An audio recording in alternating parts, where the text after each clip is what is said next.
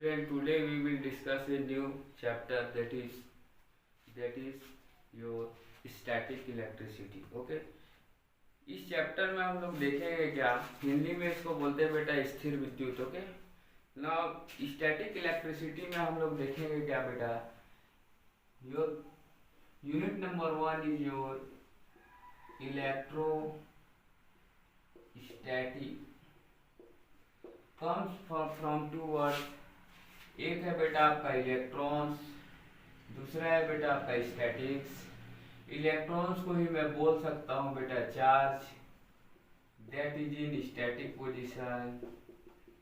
Okay, therefore study of charge in static position is your electrostatics. Okay, इसमें हम लोग को क्या देखना है बेटा, आपके बुक्स में different types of experiment given है, डिफरेंट टाइप ऑफ एक्सपेरिमेंट आपके बुक्स में गिवन है। That is your first experiment is Thales, by Thales, second is by Gilberts, next is your Brown. आपको इसको पढ़ना है बेटा। कॉन्सेप्ट बिहाइंड दिस इज, जब भी आप किसी मेटेलिक चीज को लाइक एपोलाइट को आप उलन क्लॉथ से रब करेंगे तो क्या होगा, उसमें चार्ज प्रोड्यूस होगा। ठीक है, इसको आपको पढ़ना है खुद से। आगे जाते हैं बेटा, चार्ज के बारे में देखते हैं। व्हाट इज चार्ज, हिंदी में इसको बोलते हैं आवेश। चार्ज को हिंदी में बोलते हैं बेटा आवेश। ठीक है, क्या होता है आवेश। ठीक है, इसमें हम लोग को देखना है बेटा आवेश में first is your unit of charge, unit of charge in SI system and in CGS system, in CGS system, unit of charge in SI system is coulomb, unit of charge in SI system is coulomb, unit of charge in SI system is coulomb C, and CGS system it is ESU, that is electrostatic unit, electrostatic unit. Now this coulomb is a bigger unit. Smaller than this is your microcoulomb, and 1 microcoulomb equals 10 exponent minus 6 coulomb. 1 microcoulomb equals 10 exponent minus 6 coulomb. आपको ये याद रखना है बेटा, जब आप numerical solve करेंगे ये आपको जरूरत पड़ेगा। ठीक है, now this is all about charge. Okay, now next is your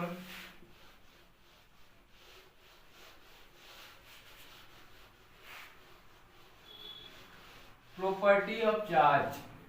We will see the different property of charge, types of charge. जैसा कि आप लोगों ने 10th में पढ़ा होगा बेटा, charge are of two type, positive and negative charge. Okay, similar charge क्या करेंगे एक दूसरे को, इफ लाइक चार्ज है एक दूसरे को क्या करेगा बेटा, रिपल करेगा। अनलाइक चार्ज एक दूसरे को क्या करेंगे, अट्रैक्ट करते हैं। ये सब आप लोगों को पता है। ठीक है, next some basic property of charge हम लोग देखेंगे बेटा। Basic properties of charge, some basic property of charge, some basic property of charge that are charge. आपको देखना है बेटा, इसमें हम लोग को मेनली 3 प्रॉपर्टीज पढ़ना है बेटा। वन इज योर एडिशन के लिए,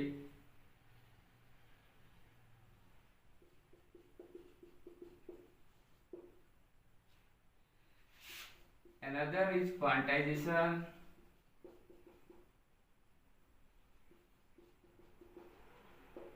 and third one is one is your additive के लिए, सेकंड आपको एडिशन के लिए लिख लीजिए, तो एडिटिविटी या एडिशन लिख लीजिए।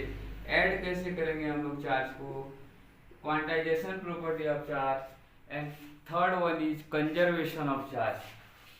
Third one is conservation. ठीक है बेटा, इसी को बोलते हैं सम, क्वांटाइजेशन और संरक्षण।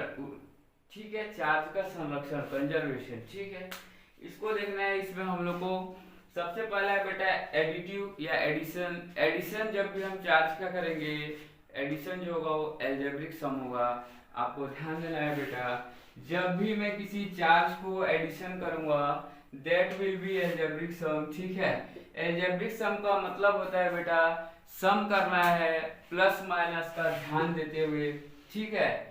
सपोज आपको गिवन है there is a close system, इसमें बहुत सारे डिफरेंट चार्ज हैं, let plus 10e minus 2e minus 3e plus 1e। Now the addition will be plus 10e plus 1e minus 2e minus 3। Plus minus का ध्यान देते हुए आपको इसको ऐड करना है बेटा, इसी को बोलते हैं एल्जेब्रिक सम, ठीक है। नाउ सेकेंड वन इज बेटा quantization of charge. What is quantization of charge? Now the property quantization is q equals plus minus any, that is जो चार्ज होगा बेटा किसी भी सिस्टम में किसी भी बॉडी पे जो चार्ज होगा, चार्ज को कभी भी हम लोग को लिखना है तो that will be integer multiple where n equals 1 2 3 up to so on। कभी भी बेटा n की वैल्यू 2/3 1/2 फ्रैक्शनल फॉर्म में नहीं होगी। कभी भी आपका जो n का वैल्यू है बेटा और 2/3 1/2 ऐसा फ्रैक्शन में नहीं होगा। आपका जो चार्ज है, चार्ज हमेशा कैसा होगा? In integer multiple of e। e is charge in a single electrons, okay. उसका क्या हो जाएगा? ये इंटीजर मल्टीपल होगा। Third is conservation. आप लोगों ने पहले भी पढ़ा होगा ऊर्जा संरक्षण का नियम क्या होता है, पढ़ा होगा आप लोगों ने। ऊर्जा को न तो नष्ट किया जा सकता है और न ही energy can neither be created nor be destroyed. Similarly आप इसको भी लिख सकते हो बेटा, और इसको ये भी बोल सकते हो कि in an isolated system in an या for an isolated system the total energy is always conserved. ये भी आप लिख सकते हो, ये है आपका conservation. These are the 3 basic property जिसको हम लोग को इसमें देखना है, ओके। नाउ बेटा हम लोग नेक्स्ट पढ़ना है हम लोग को क्या, आपका नेक्स्ट हमको देखना है बेटा कूलम्ब्स लॉ।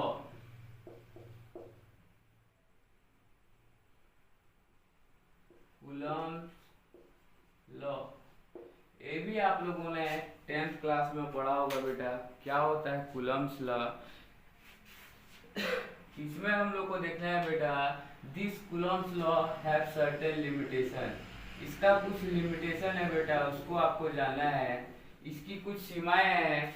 कूलम्ब्स लॉ की कुछ सीमाएं हैं, वो ये है बेटा this is valid only for point charge, ठीक है। कूलम्ब्स लॉ जो है वैलिड होगा आपका सिर्फ और सिर्फ बिंदु आवेशों के लिए। कूलम्ब्स लॉ जो होगा बेटा वो वैलिड होगा सिर्फ और सिर्फ बिंदु आवेशों के लिए, that is your point charge. Second ये है बेटा this is valid for static charge, ठीक है। जब चार्ज क्या होंगे? गतिशील नहीं होंगे, तभी आपका कूलम्ब लॉ वैलिड होगा, okay. Now according to this law force of attraction और रिपल्शन आपके बुक में लिखा है, आप उसको देख लीजिएगा, ठीक है। Now, according to this Coulomb's law, force of attraction or repulsion between 2 point charge is given by F is proportional to Q1 Q2। Force जो होगा बेटा वो प्रोपोर्शनल होगा Q1 into Q2, दोनों जो चार्ज आपको गिवन है। Let 2 point charge Q1 and Q2 are given, they are placed at a distance small r, then force of attraction or repulsion is proportional to Q1 Q2 and force of attraction is inversely proportional to the distance r whole square। Now from these two equations, from equation 1 and 2 क्या हो जाएगा? F proportional Q1 Q2 by r square। Whenever I remove proportional sign, I need a constant that is K Q1 Q2 upon r square. के बेटा एक constant है जिसको proportionality constant बोलते हैं बेटा, ठीक है। यहां से हम लोग आगे बढ़ते हैं। ये हो गया आपका कूलम्ब्स लॉ। इसके बाद हम लोग को देखना है बेटा वैल्यू ऑफ दिस के in different case. First in SI system, another in CGS system. Okay, in SI system, in SI system, value of k in two different situations. First, this situation will depends upon the medium.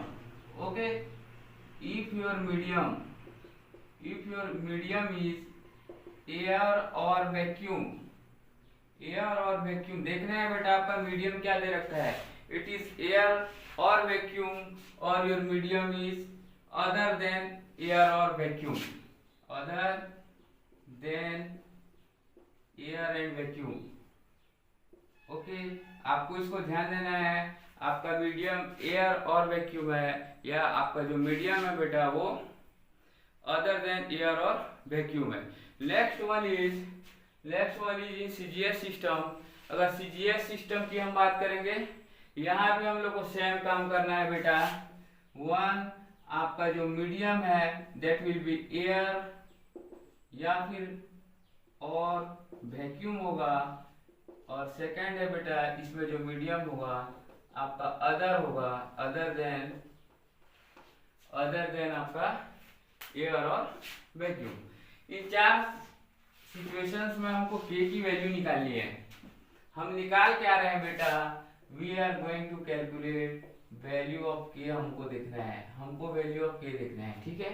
तो in if medium is air और vacuum, in case of SI system k equals होता है बेटा 9 × 10⁻⁹।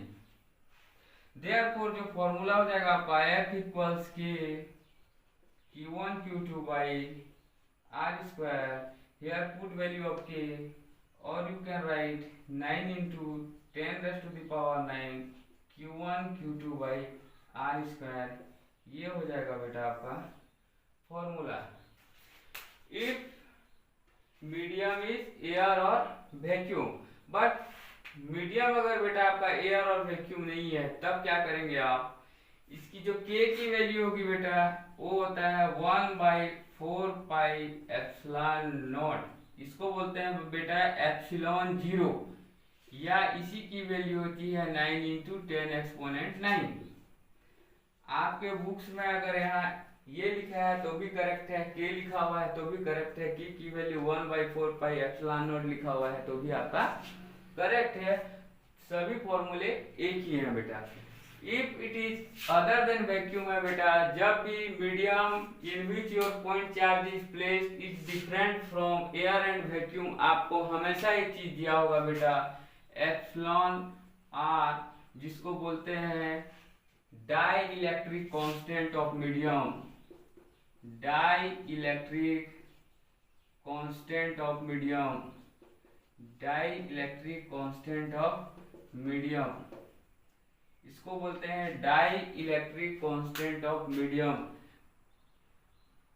किस medium का dielectric constant है बेटा, जिस मीडियम में आपने दोनों पॉइंट चार्ज को at a distance small r पे रखा है, उस मीडियम का डाई इलेक्ट्रिक कांस्टेंट आपको गिवन होगा if medium is other than air and vacuum. Okay, यहां पर आपका फॉर्मूला क्या हो जाएगा बेटा, F इक्वल 1/4 पाई एप्सिलॉन 0, ये जो डाई इलेक्ट्रिक कांस्टेंट आपको गिवन है बेटा, इसको यहाँ लिखना है एप्सिलॉन r, ठीक है, Q1 Q2 by R square। If dielectric constant of medium is given, आपका जो फॉर्मूला होगा that becomes F equals 1/4 pi epsilon naught Q1 Q2 1/4 pi epsilon naught और 1/, the dielectric constant of the medium in which the both point charge are kept at a distance smaller, that is given to you in that Q1 Q2 upon R square. This will be the formula for force of attraction or repulsion. If the both the point charge are similar charge, they will repel. If they are unlike charge, they will attract each other. ठीक है बेटा, next देखते हैं हम लोग in case of CGS system. Next is your in case of CGS system. Next is your in case of CGS system. In case of CGS system, force of attraction. In case of CGS system, K equals 1. Therefore, force equals Q1 Q2 by R square. If medium is air or vacuum, and if other medium and dielectric constant of medium is given to you, in that particular case force will be equal to Q1 Q2 upon R square 1 by epsilon R. That is your dielectric constant of the medium in which the charge is kept. Okay, now from this we will see how we define unit charge. ठीक है. Now how we will define unit charge. Hindi में बोलते हैं बेटा इसको एकांक आवेश. एकांक आवेश को परिभाषित करना आपके एग्जाम में ये क्वेश्चन आता है. एकांक आवेश को परिभाषित करना ये क्वेश्चन आपके एग्जाम में आता है बेटा. How to define unit charge. Okay, now देखते हैं बेटा. Now definition of this unit charge in both the system, that is in SI system and in CGS system. Okay, both the system हम लोग इसको देखेंगे. SI सिस्टम में कैसे करेंगे हम लोग इसको डिफाइन, और CGS सिस्टम में कैसे करेंगे define. Okay, in SI system क्या करना है बेटा हमको. We know according to the Coulomb's law force is equal to, force क्या होता है बेटा, force equals 9 into 10 exponent 9 Q1 Q2 upon R square. From here, if force of attraction or repulsion is 9 into 10 exponent 9, if force F is equal to 9 into 10 exponent 9 Newton, and Q1 is equal to Q2 equal to Q हो, and R equal to 1 metre हो, तो इस फॉर्मूले से क्या हो जाएगा बेटा. वैल्यू रखिए यहाँ 9 into 10 exponent 9, 9 into 10 exponent 9. Q1 Q2 is Q बेटा, तो Q into Q is Q square upon 1. इससे ये कैंसल आउट होगा बेटा. From here Q square equal to 1, Q equal to plus minus 1. Q की वैल्यू क्या आ गया बेटा 1. That is unit. Okay, charge क्या हो गया यूनिट. तो इसको हम लोग डिफाइन कैसे करेंगे बेटा.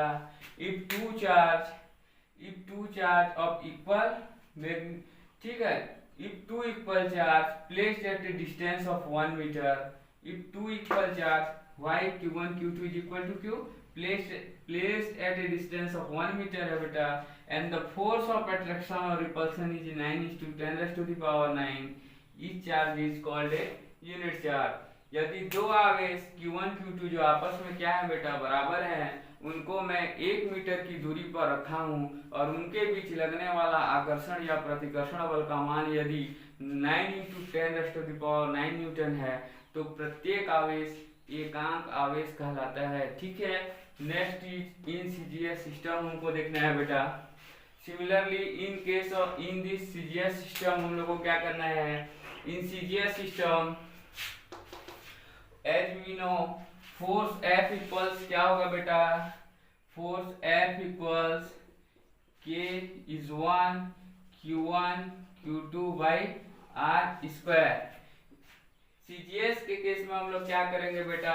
Similarly if Q1 equal to Q2 equal to Q, R equal to CGS system में यहाँ मैंने बेटा R डिस्टेंस को 1 मीटर लिया है. CGS सिस्टम में डिस्टेंस लंबाई का जो यूनिट होता है, मात्रक होता है बेटा, वो सेंटीमीटर होता है. यहाँ लूंगा मैं 1 centimetre. And force is equal to 1 unit of force. Force का जो इकाई होता है बेटा यूनिट होगा आपका CGS.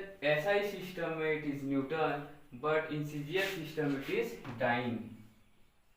Okay, now value put कीजिए आप 1 equals Q square upon 1, Q equal to plus minus 1। Similarly इसको डिफाइन करेंगे, if 2 equal charge placed at a distance of 1 centimetre, if 2 equal charge placed at a distance of 1 centimeter and force of attraction or repulsion between them is 1 dyne, each charge is called a unit charge। यदि आपको दो charge Q1 Q2 जिनकी value क्या है बेटा similar है, आपने 1 centimetre की दूरी पर उसको रखा है, ठीक है, और उनके बीच लगने वाला आकर्षण या प्रतिकर्षण बल का मान अगर आपका 1 डाइन गिवन है तो Q equal to plus minus 1, प्रत्येक आवेश क्या कहलाएगा बेटा, एकांक आवेश कहलाएगा। ओके, नाउ रिमेनिंग आगे की चीजें हम लोग नेक्स्ट चैप्टर में देखेंगे बेटा, नेक्स्ट क्लास में देखेंगे, ठीक है। आज का हमारा जो टॉपिक था इतना ही था। Okay bye.